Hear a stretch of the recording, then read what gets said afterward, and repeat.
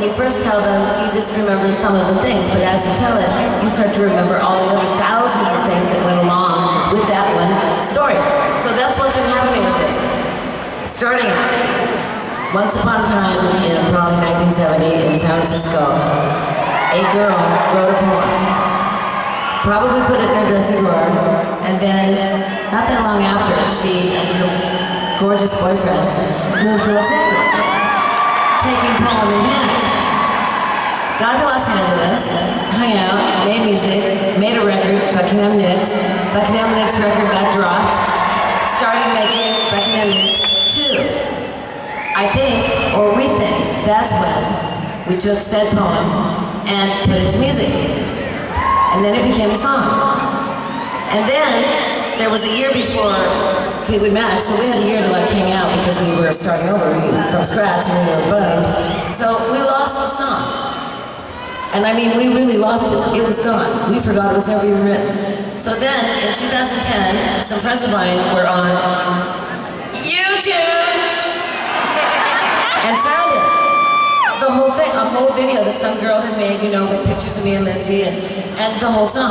So there it is. So I get it off of YouTube and I take it and I show it to Lindsay. And I go, do you remember this? And he's like, well, yeah, kinda. I mean, it's me playing.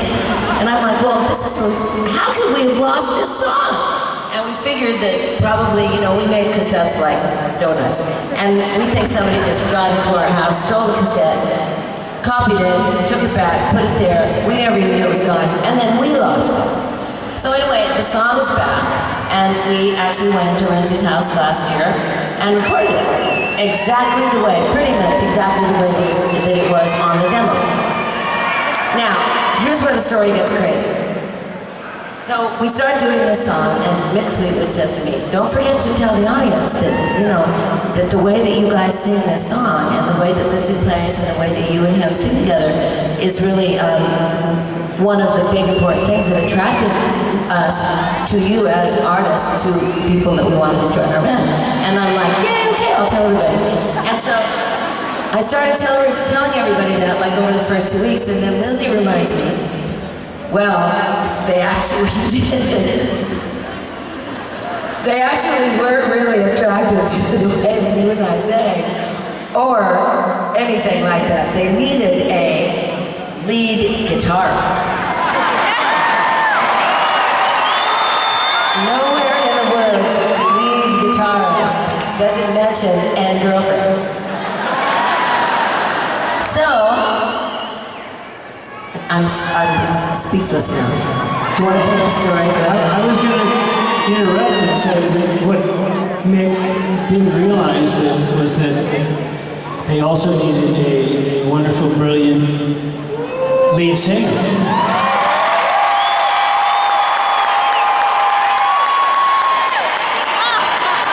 Mick will tell you later on the plane. All right, that was very sweet of him to say, but in actuality, they were looking for a guitar player, and Lindsay, because he was my guy, he said, I won't join your band if you don't take my girlfriend. So, even though they already had another girl.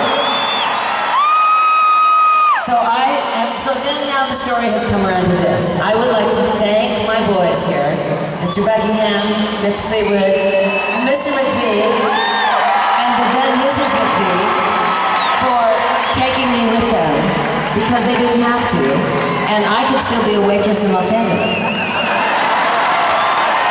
And Lindsay could have gone off with Fleetwood Mac and they would have had, you know, and there I would be still delivering eggs. And that, everybody, is the end of our story. The song is called Without You. It was on our little EP thing. This is exactly as it was in 1974. 1, 2, 3.